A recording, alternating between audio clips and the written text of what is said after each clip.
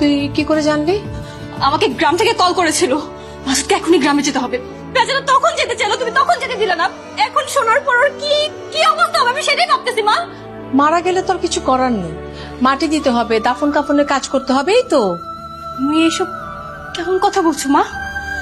যাই হোক, আমি মাসুদের সাথে গ্রামে যাব। তুই কেন যাবি? আমার ফুপি মারা গেছে, আমি যাব না। মা শোনো, তুমি আমাকে একদমই আটকানোর ট্রাই করবে না, ট্রাই করার কোনো লাভ নেই।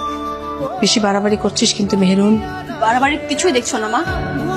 তুমি নিষ্ঠুর হতে পারো কিন্তু আমি না। আমি ফুপিকে দেখতে যাবই। মাল লাগে আমি অনেকগুলো আপেল কিনছি, মায়ের আপেল অনেক পছন্দ।